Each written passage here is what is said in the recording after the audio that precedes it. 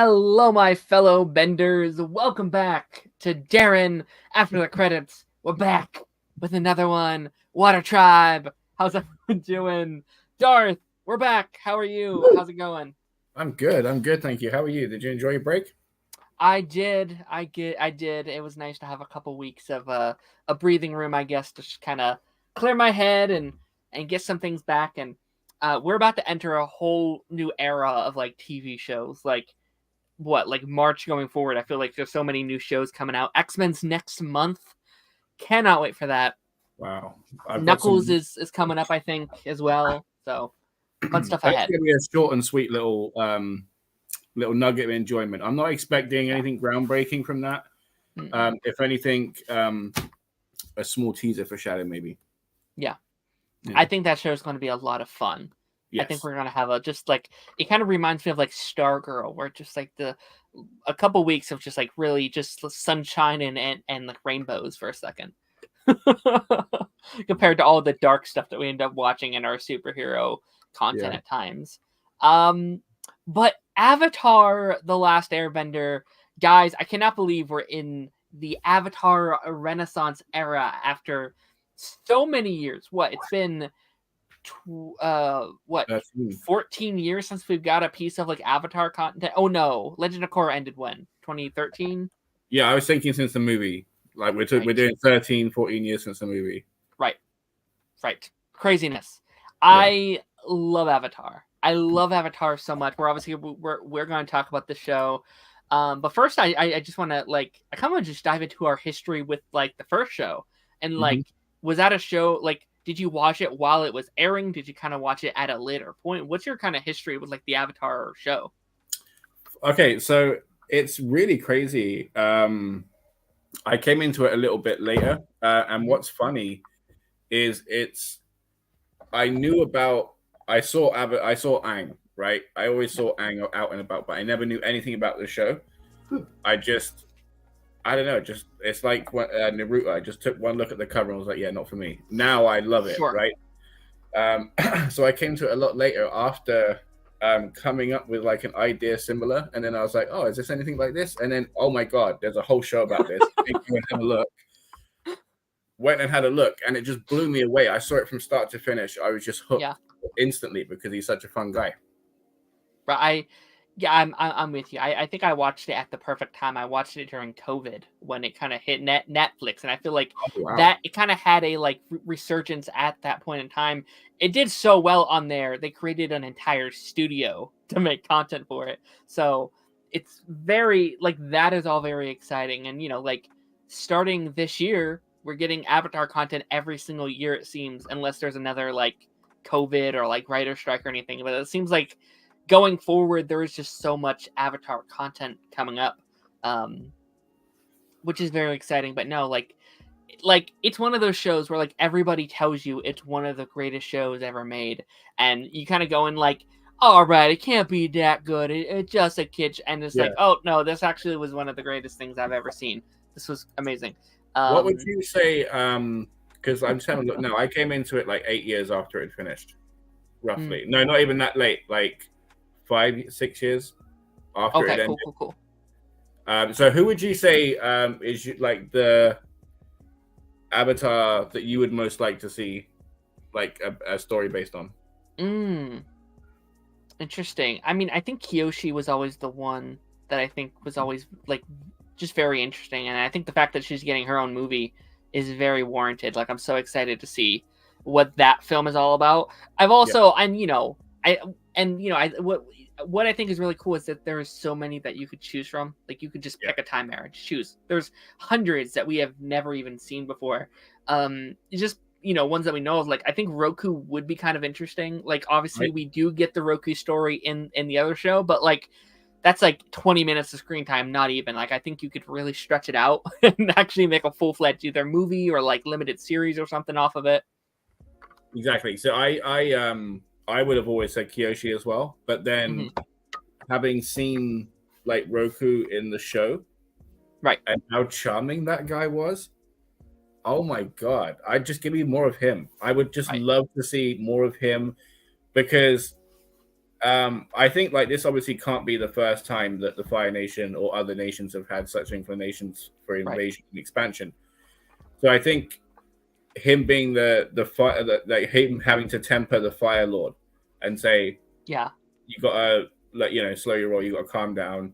Right. Would be really, really interesting to see, especially if he didn't listen and then he had to literally actively stop him. I think that'd be so cool to see. 100%. Yeah, there's so much I think there as far as just like prepping for the war and like what was life before the 100-year war. Like, what was kind of the life of all the benders and all the nations prior to this huge thing. I would 100% be down for it. I would be shocked if Roku doesn't get some kind of project. Like they've already announced 5 upcoming projects for this studio. Like I'd be shocked if Roku isn't on the horizon. Maybe when some of these stuff starts to come out, maybe a couple years they get that announcement. Would you like a movie or would you like a show for him? I'd be happy with just like a single movie. Yeah. Okay. Yeah, because I think, like you're saying as well, because I think the universe should go beyond tribalism, right? Mm-hmm. Because if you get to like past the 100-year war that we're dealing at the moment, and say for example there were people of different bender disciplines that all have had an agreement versus somebody else, seeing how like an avatar, how elements can work together, but it's in a group, would be much more threatening. And sure. I think that could be interesting to see as well. Sure. So it's air and water and they're all kind of a part of a group. That would be kind of interesting for sure. Yeah. I'm also just so curious about like the Earth Kingdom show because like Korra like advanced the world so much in that world in just 80 some years. And then you're like, well, how about 50, 60, 70 more years after that, after she's dead? It's like, what does that world look like? Like, I can't, I'd be so curious to see how they've all grown up, like how the world has changed since then. I think would be very fascinating. Yeah, because as I was saying, if I was to, I don't know about you, what discipline you'd pick, but I would pick Earth. Oh, interesting. Because of how afraid of heights, right? So the wind one, just no good for me. Whether I have the power or not, I don't like heights, right? Yeah. Not the strongest swimmer, right? So water's out. And out of fire and earth, you can like create so much. You can make your own mansion just out of nothing, Right. So I think I would have to go to Earth. So somebody with the Avatar mindset that is all about creation, using the Earth element, could do so much. Right. And it's also the one I feel like that never got enough screen time during that OG show, right? Obviously, like, water gets so much because 2 of our people are from the water tribe. Fire is so much because there's that's the war, and then air because it's Aang, and then you have Earth, which like, yes, we have Toph, but like even Toph isn't here until like season 2, and it feels like even Toph doesn't get enough as much screen time as every other character within the show. So I definitely think giving Earth that like spotlight, I think is going to be incredibly exciting, and I'm just excited to have a new show after all these years to come out, and I can't wait to be able to talk about that weekly, just like new Avatar content on the weekly. I think it's going to be incredibly exciting. See, I know it's super tropey to instantly go there, right? But I really wonder if there was any avatars that went against the line, and went for their own element. Dark avatar, yeah. I know there's like comic stuff. I think there was a dark avatar at some point, but I don't know enough about like the lore of like the franchise, which I would love to do. Like, I would really love to dive in more to the Airbender lore, the Avatar lore. Like, there's so many books and comics that I really want to get into. I just haven't because of any sort of reason. But maybe prior to like your Avatar Studios getting ready to launch up, I might binge through some comics or something. Alrighty, let's give some shout outs to our chat really quick. Stranger in the house. Stranger, it's great to see you. Hope you're doing well. Stranger, I hope everyone is having a good day. We are. Thank you so much for asking. YouTube Barry White says, I'm spoiling myself for being here. Well, get out of here. We don't want to spoil you. Go watch the show and come back. I haven't seen the show yet because I don't want it to end so fast. I can understand that. I understand that. I really do. I mean, oh my God, the second it opens, it just shows you. Like, I put a tweet about this, like, literally, scene one shows you we are beyond the 2010 movie. We are past that. This is like a whole new level of Avatar. And it was gritty, and it was dark, and it was violent, and it was awesome. And it just showed you that Earthbenders weren't people to play around with, because whenever you talk about the 2010 movie, the first thing that anybody ever talks about is the goddamn Earthbenders. So they shut that up instantly. Right. And then when you see Fire Lord Sozin. Yeah. I'm excited to dive into the actual show itself. I will say, just as kind of like a reference point, I did just rewatch the whole show. I rewatched a classic prior to this coming out. I didn't keep up with it, but like they had a like, if you watch 2 episodes a day for like a month straight, you'll be caught up just in time for this to come out. So I got caught up the day prior to this. I think, I got caught up the day prior. Oh. I finished the show, the classic show, and I was like, this. I loved it even more than the first time I watched it. And then I did try and watch the movie for the first time. I was like, all right, I'm gonna do it. Oh, you hadn't even seen it? Okay. I had not seen it. No, I hadn't been able to prior. But I was like, watching the series finale of Avatar and then the movie has got to be the biggest whiplash that you can experience in fiction, because it's just absolutely peak content. I couldn't finish it. I got 40 minutes in and I couldn't do it. I was like, I can't do it. I can't do this. Really? Especially when I felt like there's going to be a superior version of this tomorrow. I can just stop it. No, I get that. Yeah. Just see the even if that show isn't great, like even if this wasn't great, I know it's better than what I'm watching right now. It has to be. I have to believe it is. And I've been seeing a lot of like switch ups on it and being like, that movie wasn't actually as bad now. Like the show is way worse than this. I was like, whoa. BS. Like, even if you don't like it, I cannot accept that opinion. There's no way. That is nonsense. I don't know. I don't know what they were watching. Honestly, even the people that are like, oh, this is so mid. I genuinely don't get it.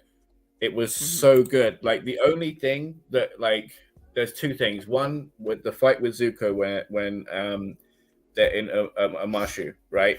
And then they're going through the scarves, right? Zuko actively takes like a whole wide swing to miss a little kid's face that he doesn't accidentally punch. That's fine, okay? Yeah. That's fine. No one wants to accidentally punch a kid in the face, okay? So him taking a wide swing, that's okay. And then the second thing is, like you could tell, like they were on like the Vision soundstage or whatever it's called, you know? And there was a whole like, oh yeah, that is definitely a CGI background. You know, and that's fine, because the same thing happened with One Piece. Like you constantly kept thinking, wow, yeah, they've really outdone themselves here with the CGI, but you can tell that is exactly what it is, you know? Right. That's it. That's the only 2 problems. I weren't even problems. It's just things I've noticed, you know? Right. Alrighty, let's answer this last comment, and then we can just kind of dive into this 8 hours of content that we got. The animated series was great, and Legend of Korra needs more praise, in my opinion. I really love Legend of Korra. Have you seen it? I've not got to it yet, but I've not spoken to one person that has had any bad thing to say about it. I've only ever heard the best praise. I just never had the time. It's just always something that's been on the back burner. Right. I could definitely get that. I definitely do think I've heard a lot of hate for the show. There's definitely people that don't like this show. Oh yeah, especially back when it aired, it was hated. People hated the show. And like I kind of, and I think a little bit of it is that like there's a little bit that I can kind of get. Because like my issue, because back when it aired, really weirdly to what I did this time, because I finished the ending of the Avatar, and then back to back I did Korra. And I do think that was a mistake, because knowing how Korra can be a thing, you know, slight spoilers, most of your characters have to die. Like, Aang has to die for that to happen, right? Yeah, for there to be a new... And, like, that was such a whiplash. You know, all our kids are victorious and they won the war. It's like, oh, no, Aang's dead. Deal with it now. It's like, no! And they're very different shows. Like, Avatar and Korra, and you have to know that going in. Like, this isn't just an Avatar spinoff. They have different characters, different vibes, different styles, different, levels of comedy. Like, they are two completely different shows, and I think you have to know that going into it, and then you can enjoy it. Even just looking at the cover, you can see that Korra is not the same, like, very different, crazy, bouncy, like, child that Aang is. She seems like a more serious person. Yes, yeah.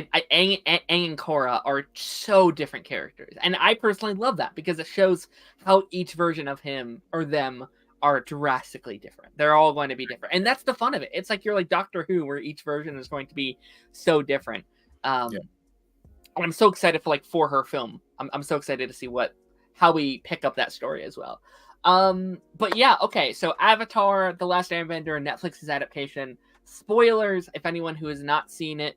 If you have not watched it yet, spoilers, we're going to be diving in. I don't even know where to start because it's so much. And that's the thing with like binge culture, where it's like when we have to binge these shows to talk about it, it's like, how do we even talk about 8 hours of content in like an hour and a half, 2 hours? Like, how do you even go about doing that? But let's kind of start with you, just kind of your general thoughts, your kind of like general opinion on the show. First off, I just want to say that you're right. And I did say before it came out that I think it would have benefited from a week-to-week release, because the fan base, because of how devoted they are. Everybody would have been tuning in. Everybody would have been there chomping at the bit. But now it's already kind of dying out. Yeah. It releases a bomb and it's going to fizzle away after a week or two. You know what I mean? Which is the biggest shame, because it deserves so much more attention because of how great it was. But overall, sorry to get off, absolutely loved it. All of it. Just, there wasn't a casting in there where I thought, oh, that's just so out of place. Everybody just was their character and they did so well. I cannot give any of them enough praise. What about you? I'm going to be drawing out my opinions on the show, I think, live, because I think this is a show that I don't quite know how I think about the show yet. Like, I very, like, again, there is so much here. There's so much to kind of unpack. And I'm going to be going through my opinions as we kind of break things down and break these characters down and kind of where we're at. I think it was kind of a mixed bag for me. I think there's things that definitely really worked. I think people who say it's all garbage, I've heard people say it's one of the worst shows that they've ever seen. I think that's malarkey. I think that's very crazy. I say that you probably haven't seen that many TV shows. And like, clearly, like, there was a bias against the show from day one. There was obviously people that were going to hate the show regardless. This is a show. Avatar, I think, is a very risky thing to reboot because, like we had talked about prior, Avatar is one of the greatest shows ever made. And I think when you are rebooting a masterpiece, you are going to struggle to reach those heights either way, right?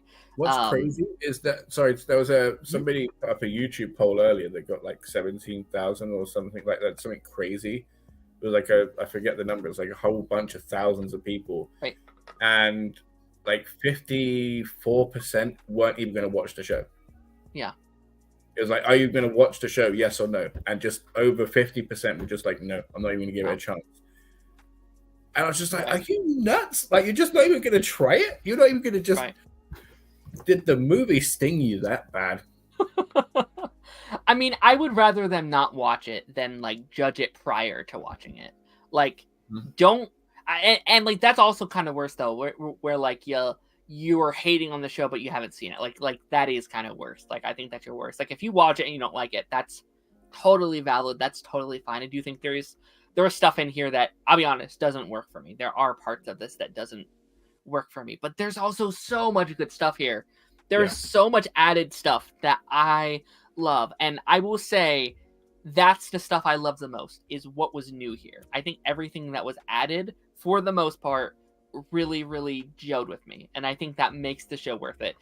I do think as an adaptation, I think some of the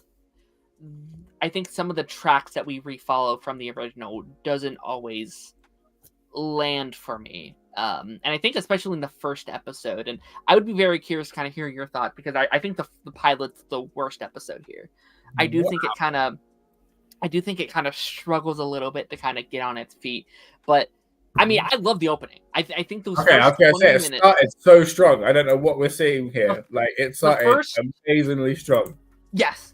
I think those first 20 minutes are some of the best that we have in the show currently. Like, I thought that was incredible. I think getting to see the Air Temple, I think getting to see all of Aang's friends and family get brutally murdered was such a good addition. And like, when I ask, because like, when you're rebooting something, my main question is, okay, so what are you adding? Why are you rebooting it? Like, what is your motive? What are you going to add to it that original show, that masterpiece, couldn't do? And I would say, well, it's on your Nickelodeon, right? So there's a lot of things they couldn't do here. You couldn't murder his entire family in fire. Like, you couldn't do that, right? Clearly. Right. So I think when you're adding that and you're adding so much motivation for Aang, and I actually think the show does a really good job at showing the consequences of war. And I think they do that very well inside the OG show. They really do. But like, you actually get to see it. They had to skip over some stuff because this is a kid show still. We can't see everyone get murdered, or we can't see the king brutally cut off someone's head or something like that. You just can't do stuff like that. So I do think getting to see those consequences, especially in those first 20 minutes, kind of set the tone for what the rest of the show will be, I think was very smart. I like that a lot. Massively. See, this is a discussion I had with 3Dubs, right, about One Piece when it came out. Is how are they? Because even if you just take like the first arc of what they're going for, that's like a whole chunk of episodes that they have to condense down and make it make sense and make it appealing to the original fans. And they had to do the same thing with here. Some things got sacrificed for them to add new things, right? Like him talking to the spirit dragon. I think that was a choice that I'm fine with going. Okay, I think the choices that they took made sense, right? Because there's like, it's been at least 8 years, I think, since I've watched the show last. Sure. So there's like, so again, for me, it was like watching it all over again, fresh. Right. And I genuinely, there's so much I can't remember. Like, for example, him interacting with the avatars. Like, so the bit on Kyoshi Island, like that was new, right? That was so new. I think the show, and that's another thing that I think the show's done really well, where like, obviously there's times where he talks with like his past selves. Like, there's times he has to go and talk to like Roku and stuff, but one of the core parts of this version is him going through and like interacting with all his old parts. Like, almost like every other episode, it's him, talking to Roku and talking to Kyoshi and talking to here, and it leads to his ultimate ending in the final one. And it all leads where we're like, in the other show, it's a very rare occurrence where he will go and talk to like a past one of himself. It just doesn't happen. And oh my gosh, the sequence with Kyoshi, where Kyoshi is like, fine, I'll do this myself, was so cool. That was so sick. If I've never wanted that movie so bad, like after, like I was excited, and now I was like, I need it now. Just give it to me right now. How dare you wait? And we got like a really cool teaser for that, because she was the representation for the Avatar state in the intro, which was really cool. And then even the intro, they changed a little bit. Like they had the guy that was showing off water, or the girl showing off water, like headbutting it, so she was getting her hair wet. It was just such a trip, like just small little things. It's just like, that's so cool, awesome. Can we just talk about just the overall casting quickly, because I loved everybody, right? And I say that like, oh my god, right? But genuinely, right? Gordon Cormier, who played Aang, right? Nearly the movie one. Yeah. So good. This is such a hard role to do, such a hard role to pull off.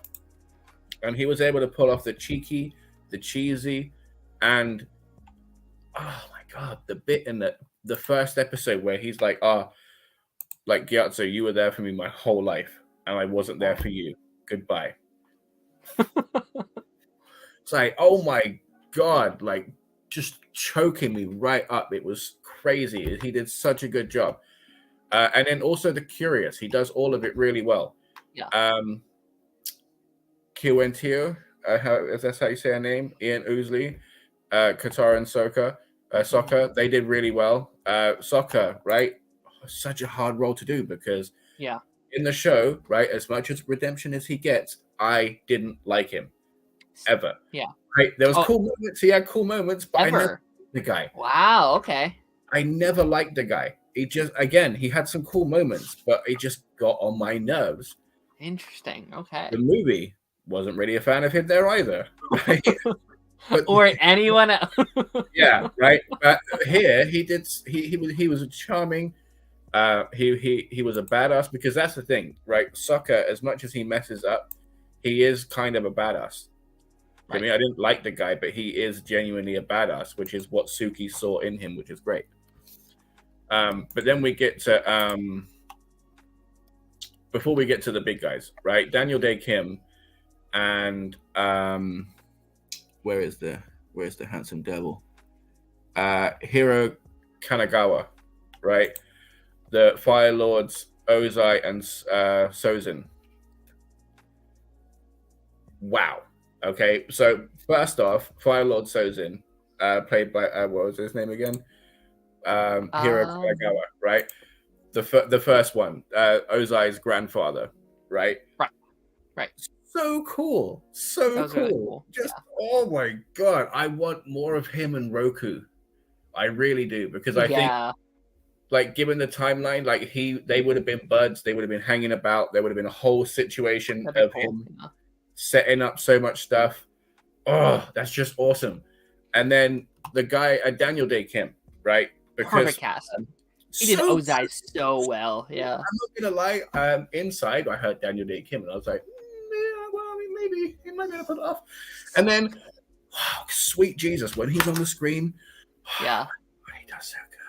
It's genuine. Again, it's such a hard role to pull off because there's like a stoicism and power, but like he brings like a frailty to it almost when dealing with Zuko, and like because you could see that he did not want to do that with the fire thing, but like burning him, but he did it to prove a point because he doesn't want a son with like any weakness in his armor, right? I get that because it, like, say for example, he gets beaten, his son's about to win, and then he gets used as a pawn, you know, like he's not going to want that responsibility. So like that's why it happened. But so good. And then Zuko himself, what's his name? Dallas Liu and Paul's son, Hyung Lee, played General Iroh. For these two, for me, as much as everybody else, they did such a good job. These two are the MVPs, the absolute MVPs, because heroes are defined by their villains. And as much as Fire Lord Ozai is a villain at the moment in this book, book one, Zuko and Iroh are the villains and the adversaries. As much as Aang held it all with the irreverence and the deep on the hero's side, they pulled it and held it and smashed it and just did a whole bunch of shit on their side. It was so good. When they're having fun at the markets, when they're talking about tea from the, I mean, just all of it, to then the funeral scene. I swear to God, just that was so powerful. That was so powerful. And one of them didn't even speak now that I think about it. One of them was silent the whole goddamn time. And it was like just oh my God, I'm gonna shut up now. I'm sorry. But wow, they're all really good. I would agree. I think that the Fire Nation was the MVP this season. Like, I kind of want to go through and talk about the like different characters. Some worked for me, some didn't. But I think, I mean, Iroh and Zuko, I mean, those two were previously already some of my favorite fictional characters of all time. I love Zuko. Iroh, if anyone hates Iroh, I don't understand. Like, you can't do it. And obviously there's a lot of pressure, I think, going into a role like that. Such a precious character, a character that goes on such a high level for so many people. And this is what, now the fourth person to play that character. So, you know, it's always very interesting to see the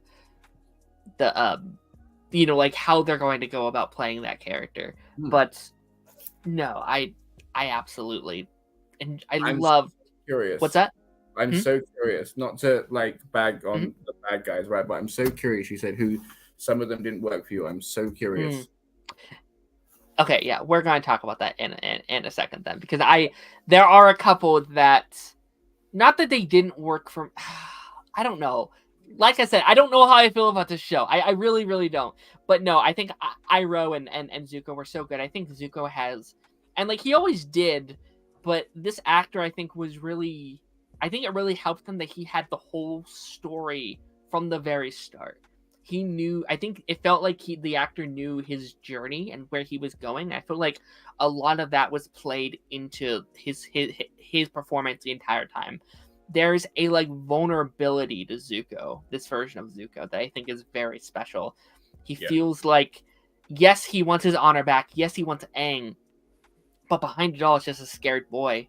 And like, I think the way he plays that character of like menacing a villain, but also a scared boy that just wants to go home and wants his honor back and just wants to, I think he just wants to be a kid. Like he wants to live his life the way he wants, but he can't because he's disowned. His whole family has got rid of him. And I think the way he plays that, and just everything new that we got with these two characters, they're back and forth. I felt like we got even more than we did in the original book one, which I don't know how they pulled that off possibly. It felt like it made me love Zuko the way I don't love Zuko until book 2 and 3. And I think that's very impressive. And again, maybe that's because we already know the story. Like, I already love Zuko because I know his story already. Maybe that's a part of it. If I was someone watching this for the first time without the original, would I feel differently? Maybe, possibly, I don't know. But I love them. And then I agree with the villains because I think Zhao and Ozai, I think both of them, as much as I like them in the classic, I wouldn't say that they're like amazing like they're good villains, but they're very like 2D. Like they're very like, I want to take over the world. I was like, but why? It's like cause power and stuff. Like there's not a lot to them. And I feel like Ozai's kind of in that or not Ozai, but like Zhao. Like Zhao, he still wants to be this all-powerful person, but there's so much personality behind him. There's such a flair around him that you kind of like watching him do bad things. It's really fun. He wants to matter. That's all he wants. He just wants a name, you know? Right, 100%. And like it's funny, like he's almost like Taserface in Guardians because he keeps shopping around names. Like he's like, this is gonna work. Won't be this one, you know? Like he's just finding one that he just wants to fit, you know. Right. But I do agree a little bit with Fire Lord Ozai. I'd say less in the live action because we got to see more to him. But I would say, if you think about it, he's like the third, I think, generation Fire Lord in this war. Yes. Right. So like the whole family's been drinking the Kool-Aid for years. So, like the fact that he is so two-dimensional, it just means that that's how strong, like it has been and streamlined, and it's more his power that is the threat. Do you know what I mean? Because like the guy's able to keep up with the Avatar. I mean, I know he's only like 16, 17 or whatever when they have the fight, but the guy, like the guy is keeping up with him and make it put him work in. So yeah, no, and like. There is such a, like, it's very interesting because I never felt like throughout the other show that he genuinely cared about his kids. Like, I never got that vibe from him. And I think it's really helped where, like, when he's fighting Zuko, it feels like it's paining him. Like, it feels like he doesn't want to fight Zuko, but he feels like in that moment that's his only option. And, like, when he has to send him away, and actually getting to see that scene where he's like, I gotta do this. Like, this is my, in his weird head, he thinks this is his only option to save his son, is to send him away by hurting him, by taking away everything he is, to make him this warrior. And it's definitely very interesting. There's more with his mum, isn't there? I can't remember. You saw it recently. What happened with their mum? So the mom, if I remember correctly, was, and I don't think they fully actually dive into it. I think it's more of like a comic thing, but I think she was a traitor to like the Fire Nation, and then he sent her away. like they all thought that like she died, but it's like hinted at the end as that actually she's alive somewhere. She's somewhere, and now Zuko has to go find her, which is never actually addressed in like in the show. They make a whole comic about Zuko finding his mom and stuff like that, which a lot of people are wondering that if that's what like his movie is it going to be about, is like him going off to find his mom and stuff. So Ooh, okay, it'd be very interesting if that's the route that we end up going. But I mean, I assume that like Ozai, like I want a lot more from like Ozai in season 2, because I feel like in the other show, Ozai really isn't a presence until season 3. Like he really is kind of like in the shadows. Like we hear about him, and like I think they do a really good job making him seem scary, even though we know very little about the character. He's just this big threat that is looming.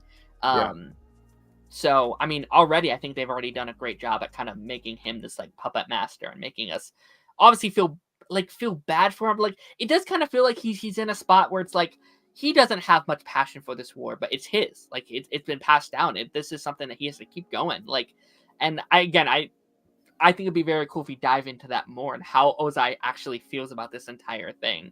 I want to know as well, because I think it gets addressed in the show.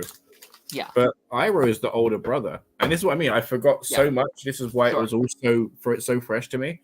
But Iroh is the older brother. So the fact that Ozai is in charge is an interesting thing as well.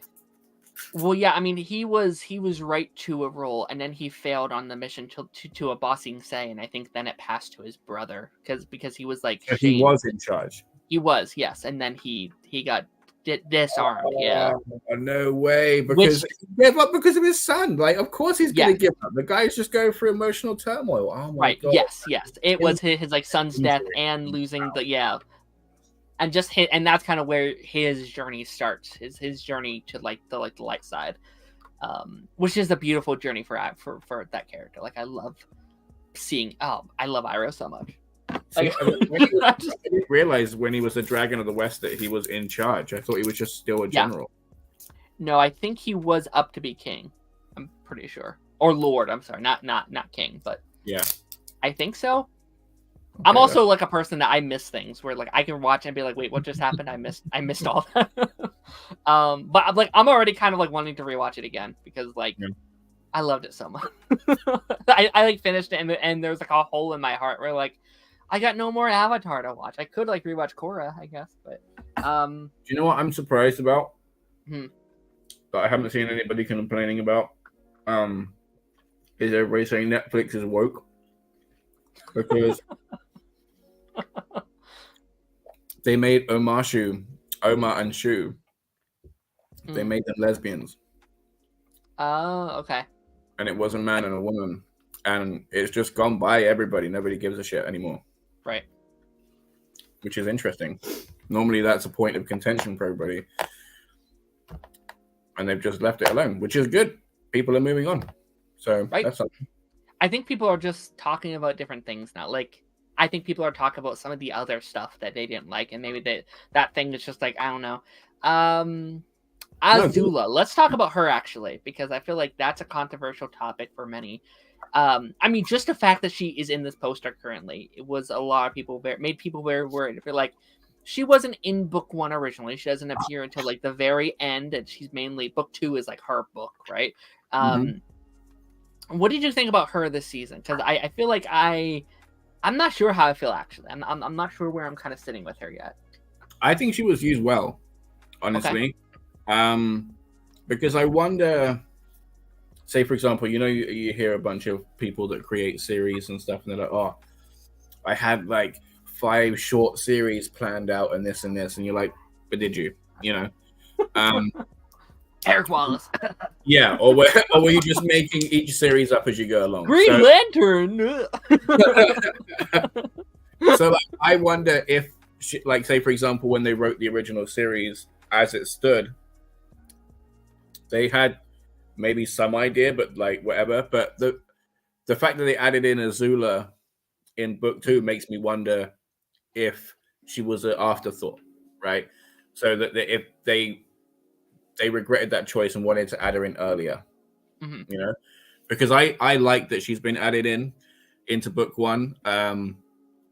It gives more context to Ozai and Zuko's relationship as well. So it just adds more layers. Do you know what I mean? And like I said before, the quality of the hero hinges on the villains. If you all of like 90% of the people in that are firebenders and arguing and fighting, right, are wearing shredder masks, right? So it's not very threatening, especially because you know that they're just a bunch of red shirts that our guys are going to take out. Right. So you need complexity, you need depth, and friction between all of that. So yeah, of course you're going to have more than just one person shouting into the darkness, because Iro is awesome. He's a puppy. Yeah, he's powerful, but he doesn't want to do that anymore, right? So Zuko's crew doesn't like him. So you literally just going to have him stood there basically on a podium just shouting by himself. You know, that's just going to get boring. You need more. Right. So thank God they brought these guys in. Right. It does make the like Fire Nation feel more just bigger, I guess. Like feel and real. His circle. Right. That's actually a very good point that I didn't think of. I wouldn't say I liked her in this season. I wouldn't say that I... You're not supposed to. Because, like, I feel like she just doesn't do much this season. Like, it's just kind of like it really... And like, this isn't a bad thing. Like, I'm not mad about this or anything. But, like, she's not that... Like, she's clearly not supposed to be a real figure until book 2. That's how it's written here. And she's just kind of there, kind of like slowly boiling until we get to season 2. And I think my opinion on her is just like, I'm gonna wait until book 2 to give an opinion, because I feel like she just doesn't do a lot here. She doesn't have a lot to offer here, outside of just kind of being there. I feel it would, if for example they waited to introduce her into book 2, I feel like it would have been cheaper. Yeah. Right, to the story, because it wouldn't have felt as earned in any respect. It's literally it would have been a case of Zuko's found the Avatar. I need somebody out there I can trust. My blood and daughter, right? You know what I mean? Like, right now, what she's done is she's shown her guile. She's shown that she is really dark in her sense of humor and stuff like that. I mean, she's shown very many ways that she's a menacing, like, duplicitous bad guy. You know what I mean? And she's earned what she's going to have in book 2, which is going to be leading everybody, because she's, spoiler alert, we know what she's done at the end. So we know that she's making big moves, and it's not going to feel, again, 2D or cheap. Right. You know what I mean? We've seen the journey, the start of it. Right. Yeah, I mean, I think that works very well in the animation, just having her be there in season 2. Like, I think it fits very well there. I think in a live action version, though, you are definitely right that I think it translates well if she's just always there, and it's not just like season 2's here. It's like, oh, there's a mystery sister. It's like, oh my gosh, there's a mystery sister. That's okay. Where was she all sort of season 1? It's like, doesn't matter. Don't worry about it. She was just off doing stuff. Don't worry, So I definitely think in this medium, you are right. It does. Translation into book 2 works better. I would definitely agree with that. Are you, because there's a lot of people that are mad she's not like a maniac, like not crazy, because she is a very crazy character, and like that's definitely lacking thus far, but like I'm not mad about it. I think I'm fine if she goes on the journey. Like, I kind of want to see her go into madness. Like, I think that could be fun. Like, it's shown she has the capacity. I mean, she has it in her. Burn that guy's face off. Right. For training with her. You know what I mean? Like, that guy has no grudge, ill will, or nothing for her. They were just sparring partners, and she was good as Zuko, the guy. Right. For nothing. He was helping her out. You know what I mean? Like, I think she's definitely still evil here, but I think I'm not even sure if it would translate well into live action. Like in the animation, she is like a lunatic. She's like, what? Like, I'm gonna kill you. Like, she's unhinged, especially by the final minutes of the show. She's lost it. Like, she lost everything. She's gone nuts. And I'm fine if you see that journey with her. Like she's just a kid, and then season 2 she keeps getting beat, and then by book 3 she's like, I don't give a care. I'm done. Yeah. Like I've lost everything. I'll kill my brother. I don't care. Like so I think that's very interesting. I also thought it was interesting how they made her the like jealous one of Zuko. Like that was definitely new. That was jealousy was not something that she had in her body in the original show, at least an apparent jealousy. Like she always felt like I'm better than everything. And I think having like Iroh be like, well, at least Zuko's doing something, and being like, oh, like that's something we definitely would not have seen previously. I think that's kind of interesting. Yeah, because we didn't have enough with them, which is why it's better to have them at the start, I agree. Yeah. And like I think it also just improves his character, where it's not just like, I hate my son. I hate him. He's terrible. He's bad. He's out of here. Like he still clearly cares about Zuko here, and he cares about his daughter, but he's just kind of focused on this war. He doesn't have time for them, but he's like watching them be like, I want you to be better. I want you to be able to take my spot someday. I would assume is kind of where his mind's at. So yeah, Fire Nation, it was great. Curious how his dad would have died, because you got to think he's at least 40 there, right? Right. Now, Fire Lord Sozin was 100 years ago, so he's 40. So there's 60 years. There's a whole man, right, that would have. Right. Yeah. I guess we really don't know nothing about that guy. Which I mean, that's the thing about like the Avatar world, is there's so much time worth of stories that we just know nothing about. Like that, you're right, that like 60 or like 70 years, what was happening with like the war during that time, and who is keeping all this up? Like, we know some figures that were around, like, we know about our Boomy and stuff like that, that was part of the, which, okay, actually, let's talk about Boomy, because I'll be honest, that was one of the things I wasn't a huge fan of. Oh, really? Because I'm not sure if that's a hot take or not. He wasn't doing it for me. Yeah. If there was ever a chair that I saw on TV that I wanted, it was that one. Yeah. It was like some sexy Earth Kingdom Xavier chair. It was weird. It was just rocking around on a globe that was like, I don't know, I want it. But yeah, how can you not like Boomy? I mean, I like I think this is my one selfish pick of something that, like, I don't think he was bad. I just didn't like him. I didn't like this version of him. And maybe that's because he is so drastically different from the original Boomy. He does feel so...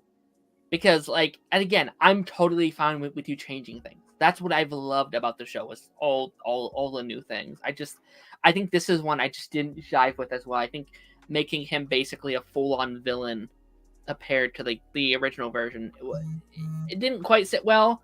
Again, it wasn't bad. It just wasn't a change that I would say he was just worn down. He was. And that's what Aang brought out back in him. Sure. And then went straight back to old Boomy. I mean, the guy encased him in a crystal and sat there eating it. I mean, the guy was still like fully childish and just ready to clown. It's as Jet said, just years and years and years of Fire Nation just hacking away at your kids. And that's valid. Like, again, I think in theory, I think it really does work. It's just not a change in the character that I enjoyed as much as maybe I could have. Like, again, it's not bad. Like, I fully understand what they were doing with the character. Where, like, Aang has been gone for 100 years. He's been the Earth King for so many years, and he had to adjust. He couldn't be a kid because that kid left. Aang left him. He abandoned him. He had to grow up and become this really ruthless leader. Like, he had to do it. I just think, I don't know, I think like Boomy is such like a fun-loving character. It was just hard for me to see. Okay. Because obviously, we're going to be going back to Amashu at some point. Right. Yes. Next season. So I think that's when you're going to get the Boomy that you love and adore. Sure. Right? Fair enough. And like, his hope would come. Right. This is a show that I would actually be very curious in like 4 years when like we get that, like we have our book 3 and like seeing where some of our characters' journeys go. because this is a show where the characters go through so many journeys, and it is very easy for us to be like, well, this didn't work and this didn't work, but like we also don't have the full vision yet. So maybe by book 3 we're like, oh, this character was actually good the entire time, we just didn't know it yet. So I genuinely, I love Boomy. Like the fact that we got even like the crazy old man armpit hair, like just a full on just splash of vibrant white, just like, you know, it was, and then like just the shots that they chose when they were just flinging stuff at each other, like it was just really cool. Like I just loved all of Omashu. It was such a good location. Yeah. I got fooled by Jet again, right? The first time I watched it, and he came along, and I was like, charming guy, Katara. You know, you found a friend. That's nice, right? And then it turned out that way. And then again, so many years since I've watching it again, it came in fresh. I'm like, Jet, you're charming mofo. That's great. Hi, right.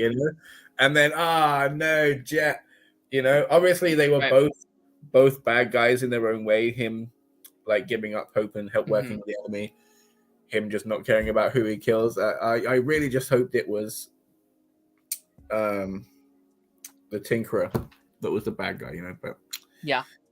No. I mean, they kind of were, but like they were both like, and it definitely shows with both those characters, and like I actually think combining those stories was actually very, very smart, because those are in the classic 2 different episodes, 2 different stories. But I do think seeing the contrast of it, of like 2 people that are willing to do whatever they take to survive this war, and to obviously 2 very like morally gray people are doing stuff that, hey, our gang would not do it. Hey, Aang would not do this.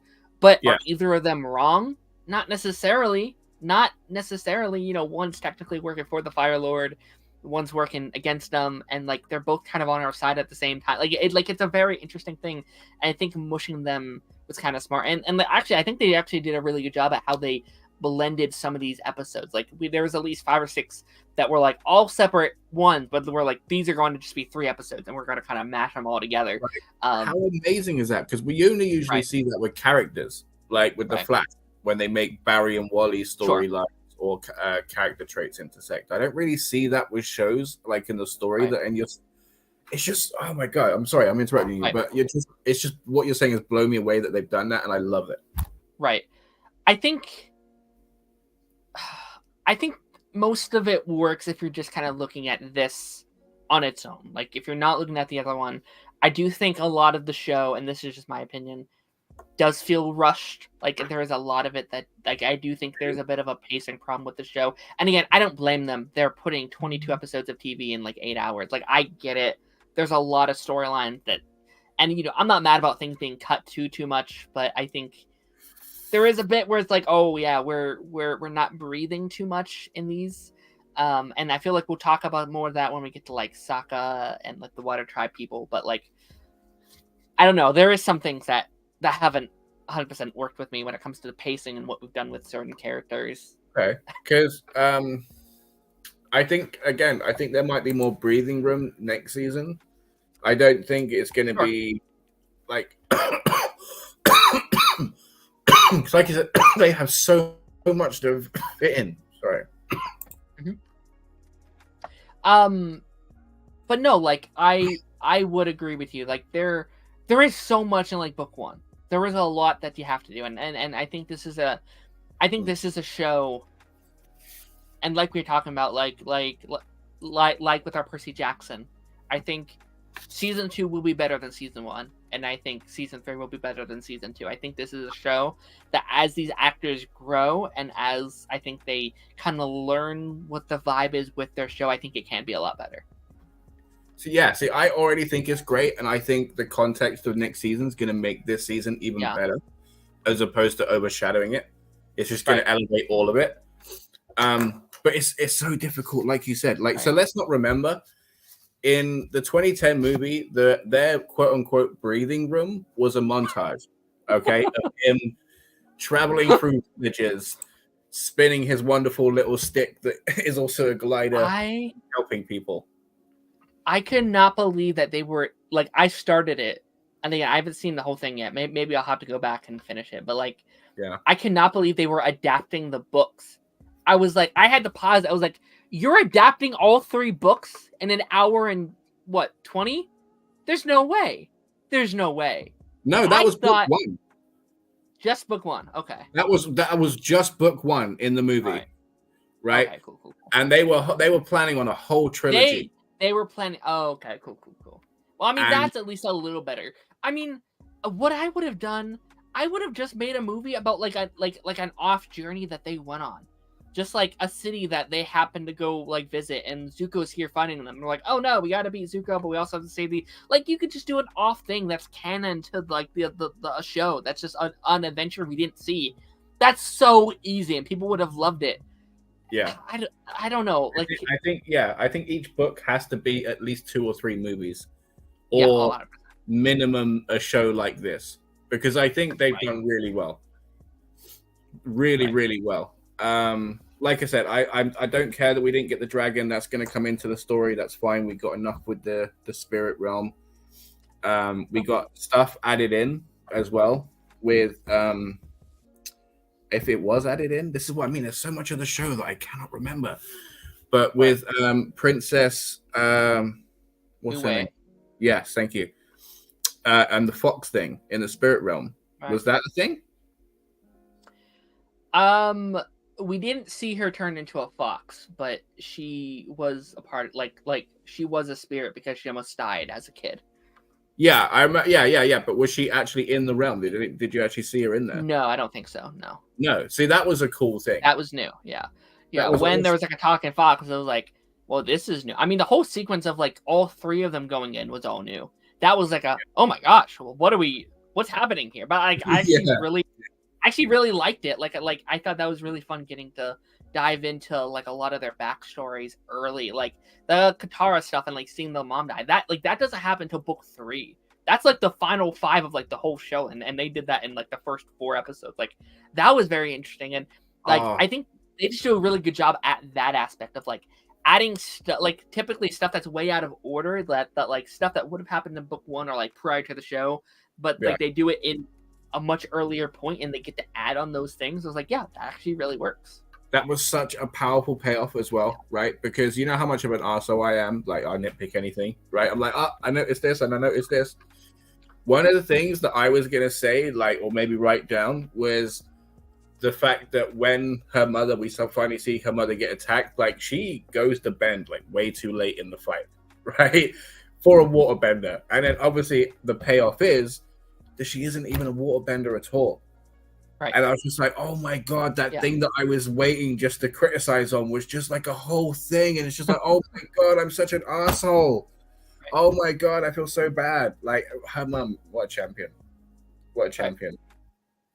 That's great. Oh my God. And then I liked all of Sokka's thing where like his dad is like, I don't know if he has what it takes to be a leader. Like, some people don't, like, that's all new. That is all completely new. Like, in the original, his dad is a very supportive man and loved him for every second. But and again, I do love that about his dad.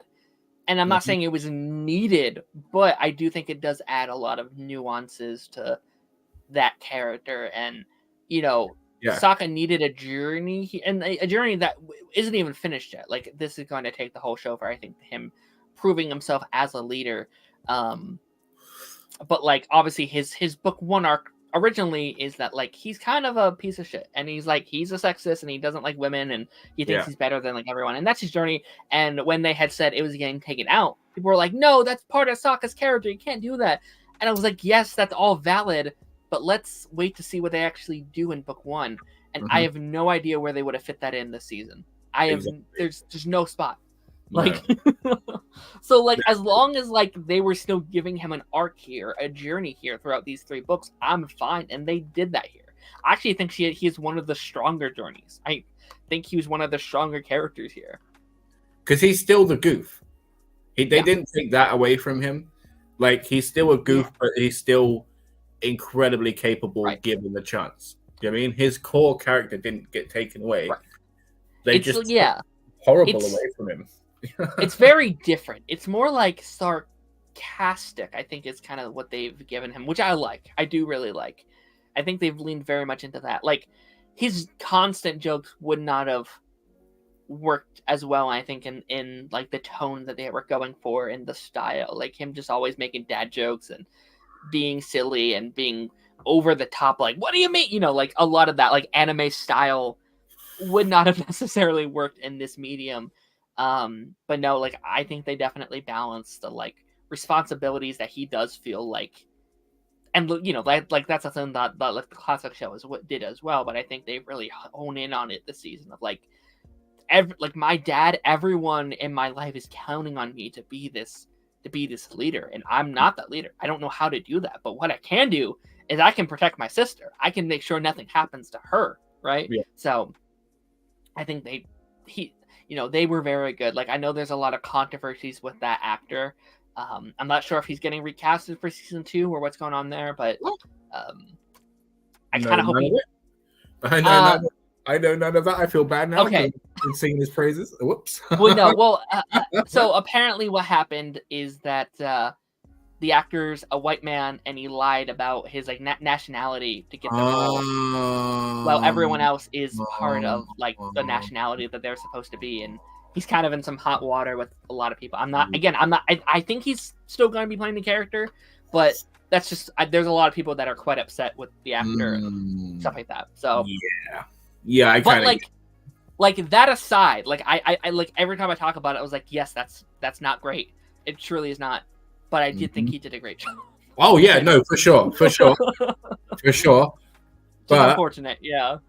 Like as the rest of the cast have proven, right? As would have the person that they cast, who would have been the person that they were trying to cast of like the right ethnicity or nationality. Do you know what I mean what I'm trying to say, right? Right. So yeah, he did something bad, but like you said, he did do a good job. But he did a great job. Somebody else would have done a good job as well. So let's not like right. Yeah. Right. Yeah, it's tough. It's tricky. It is very tricky. Where it's like good good thing, but bad way they went about it, I guess. Talk about Katara, because I'll be honest, she was the thing that didn't necessarily work for me in this season. Okay. Not in like she wasn't like the actress was not bad. Like I'm not putting this on the actress at all.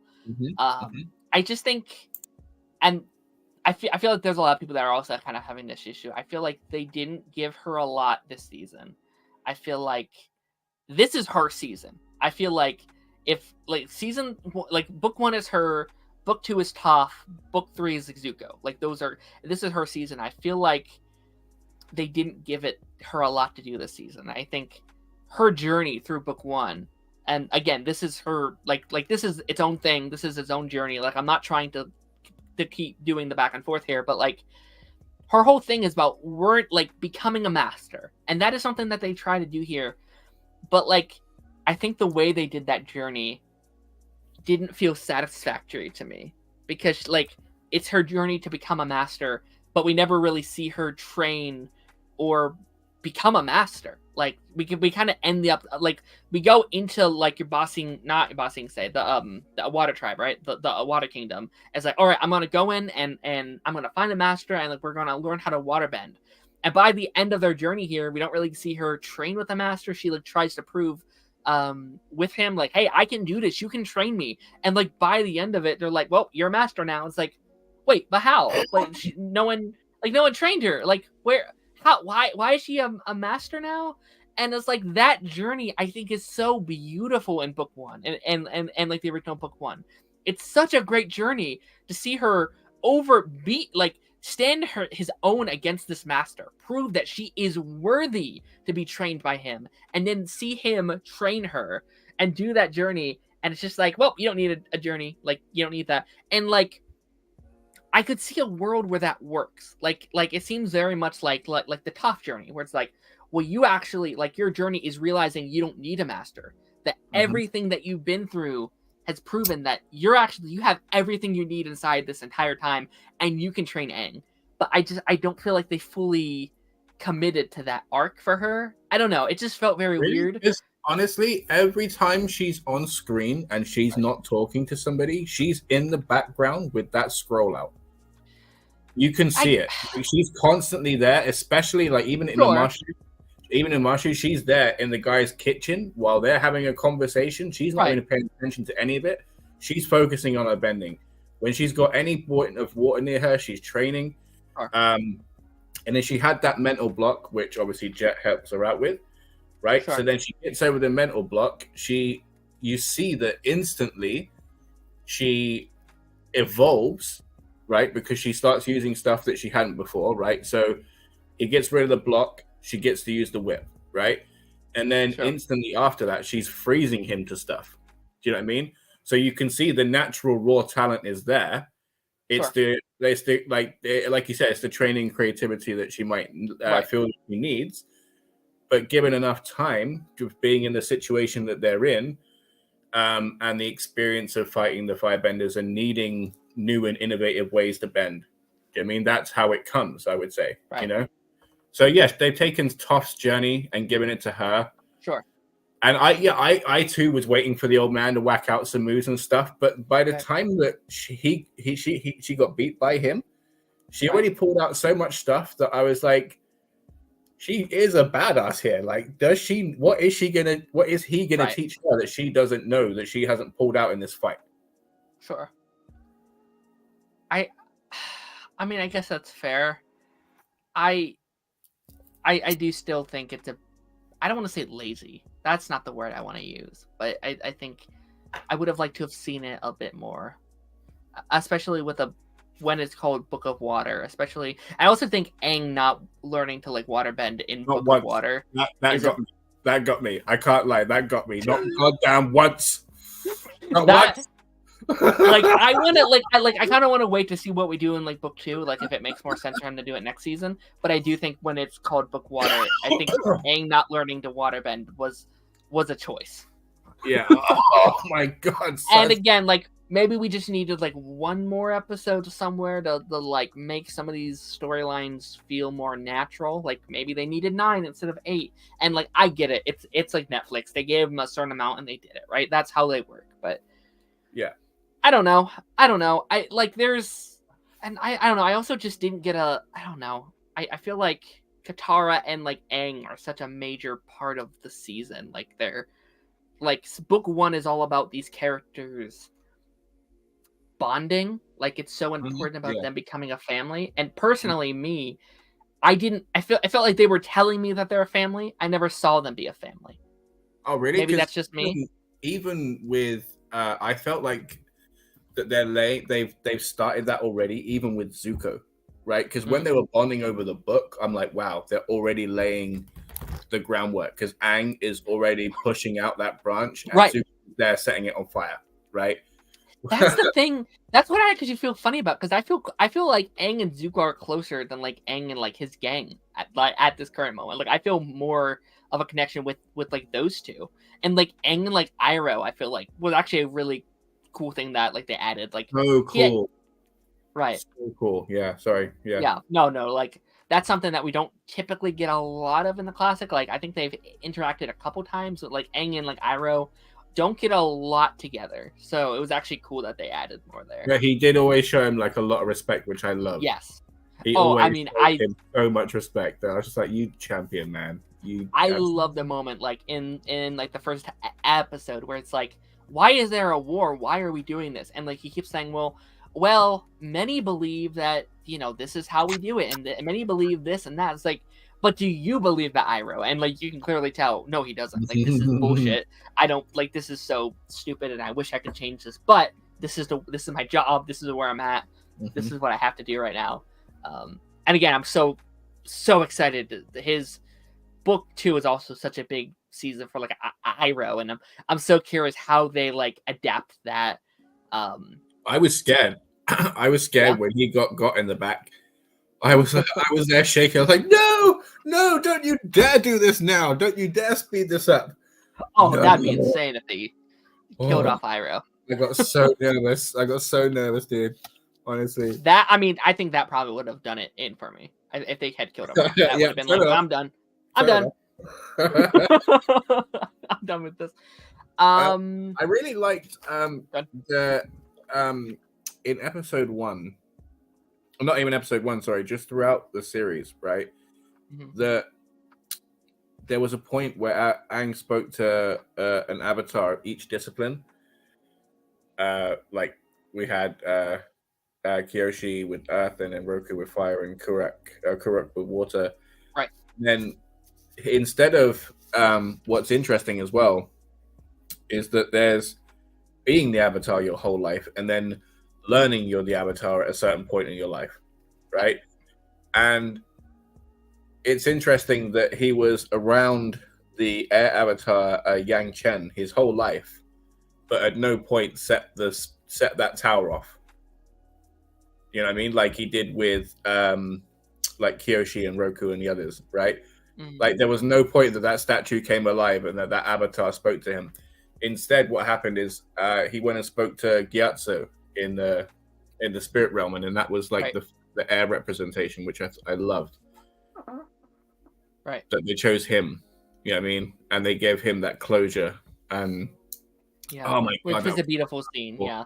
Again, that's all new. Like I love almost everything that's new here. Like they added a lot of cool stuff, and like again, that's why I can't get where like, oh, this was all terrible. This was all the worst thing I've ever seen. It's like there's like have nuanced in these conversations. Like most things that we talk about on here, for me personally, there's usually outside of a certain movie we talked about recently, there's not usually a situation where like this was all bad, this was all terrible, or even a word where like, hey, this was all 100%, this was all amazing, right? Like there's very few things with that. Like there I think there needs to be more like nuanced conversations about all the things that we talk about on here, because I think there's such a lacking of it.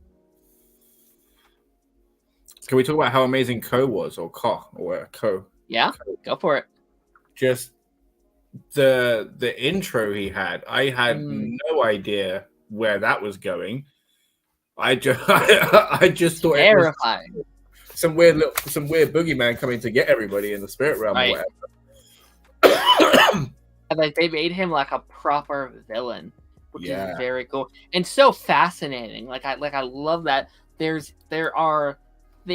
Avatar, I think, can often be a thing where like, oh yeah, they are all powerful and they can take on any person and thing. And it's like, this is one that's been through so many different versions of him. Like no one can take him down. No one can. And I would love if like there's like an Avatar project or something like Inside the Future where like maybe they're the villain of a season. Like how crazy would that be? Yeah, for sure. And then, or like if not the main villain, like a main threat. Like how do you take someone like that down? Like I have no idea. Like you know what I mean? Or like somebody like them having to hold him down and then perform a ritual to send him to the spirit realm where he gets judged by all the spirits there that are more powerful than him. That would be interesting, right? Because oh my god, the spirits there. I mean, that owl, how fluffy was that thing?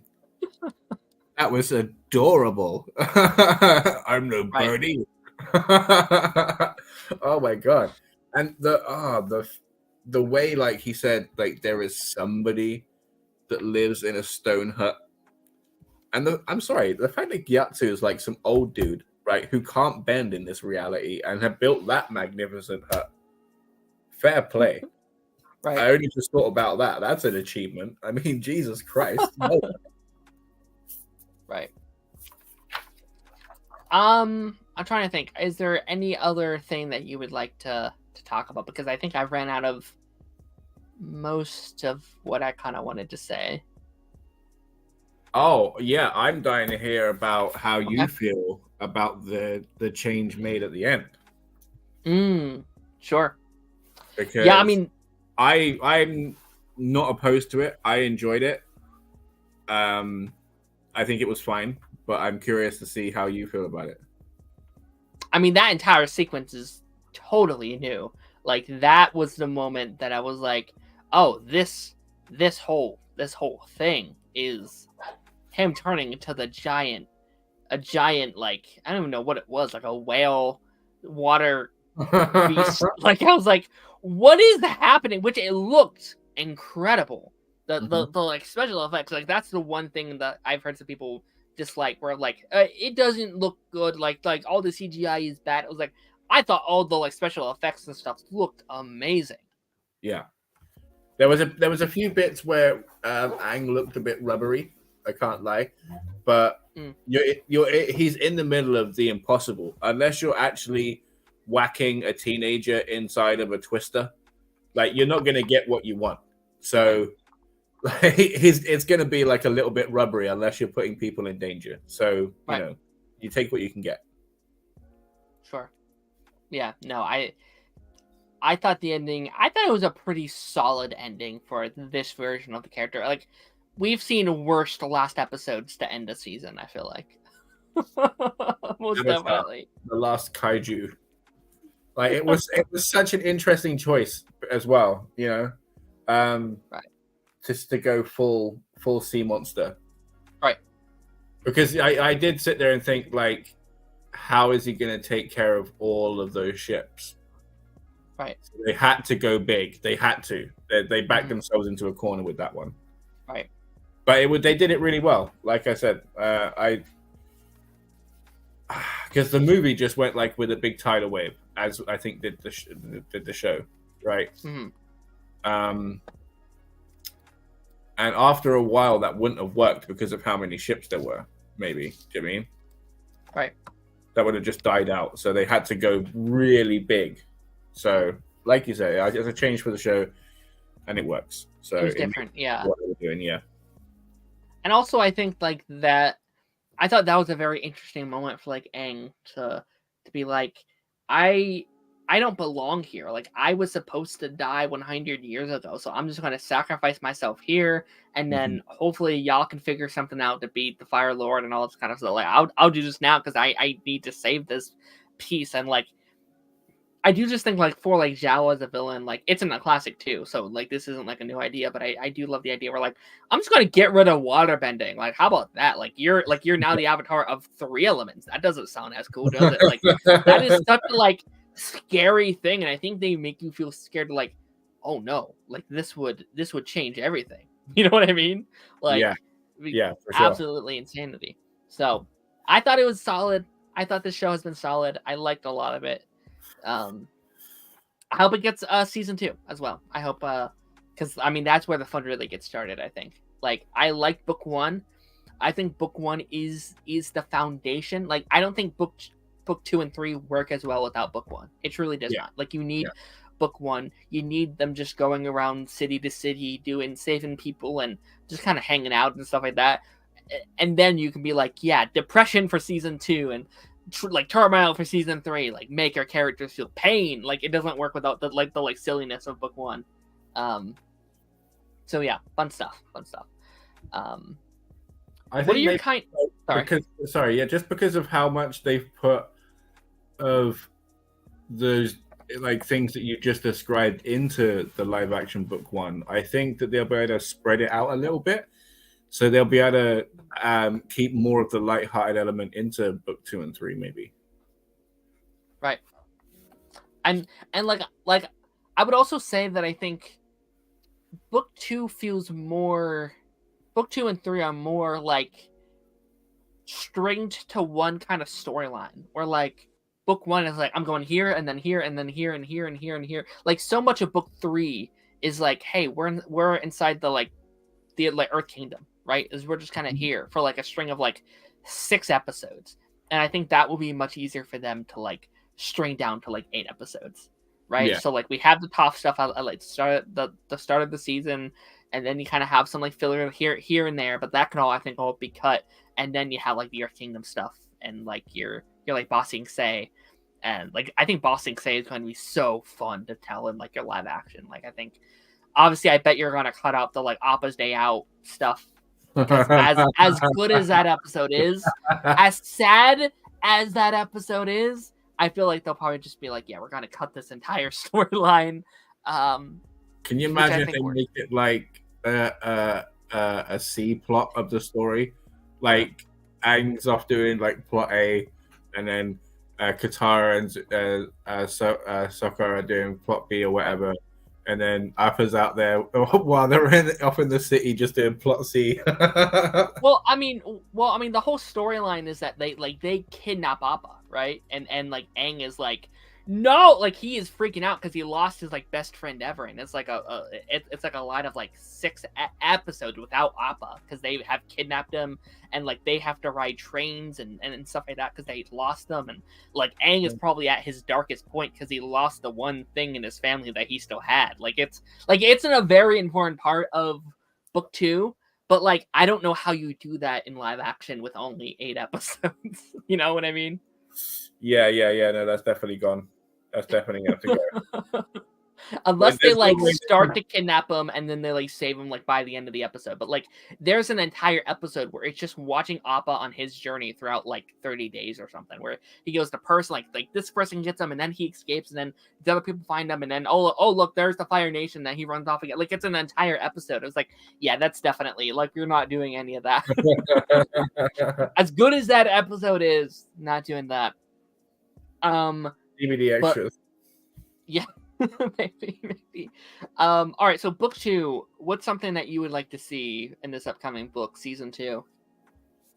If we get it. I'm not sure if it's not a guarantee yet, but I think it probably will be. I think enough people have watched it and talked about it. I gotta say, I think it's in the bag, honestly. Like with how great One Piece was, I think this was just as great, if not like a little bit better for me. Or a bit more better for me. So I think this is definitely going to be getting a season 2. I want to see more of the relationship between Zuko and Aang develop. Sure. I know that should be left until book 3, but I think if you lay more groundwork, it makes more sense when it comes in book 3. It won't feel it will feel more earned as opposed to whiplashy because he's been such a villain the whole time. And I just more of Uncle Iroh and Zuko, because his actor is amazing, right? Because when he does the stuff when he's not being a villain, like when he's in the Fire Nation, he's adorable. Like he shows such vulnerability and such sweetness, you know, and he shows like the kind of prince that he wants to be, and he's wonderful, you know, like he's of the Fire Nation and he's fighting a war, but who he isn't diminished. It's only when like he's traumatized by his father, his hero, his idol, and banished and exiled to the far corners of the earth to find a myth, you know, that all gets like pushed down, and he's having to deal with that trauma, and that's what we see. And the scene where he gets the respect and admiration of his crew because Iroh spills. Yes, that was really good. Yeah. That's great. Like, my God, this is what I'm saying. They do all of it, and they do it all so well. You know what I mean? Like, oh my God. Like, from the bit where they're just chucking plates at each other and, like, smacking it off with sticks and, like, and he manages to land one of his stuff to stuff like that, you know? Right. And oh my God. We haven't even talked about where he broke him out of Gundam prison, whatever it's called, like the unbreakable prison, with the whole mask scene, which is always such a big step for everybody, because that's like the true beginning and foundation of their bond together, because they share that experience. And you see that Zuko is about honor. It's not about glory, and that he's such a good fighter and so competent because he doesn't bend once. And he's just there, just kicking ass and just taking names silently, you know? Yeah. That's a good point, though. Like, they do definitely drive home his, like, honor thing a lot more here. Like, it's just because, like, he's always been about, like, I need to get it back. But, like, there's an element of, like, no, Fire Nation, like, us Fire Nation, we're about honor. That's what our whole thing is. And I think he knows that better than his father does. And like, there's a bit of, like, they went in like undercover, like that's not about honor, like my father would never do that, but it's like, but what do you like? And like it definitely drives home his like banishment as well, because that's why he got banished. It was like, no, we can't let our people die out there. Like, what, are you kidding? Like, it's great. It truly, and again, Zuko was my MVP here. Like, he was so good.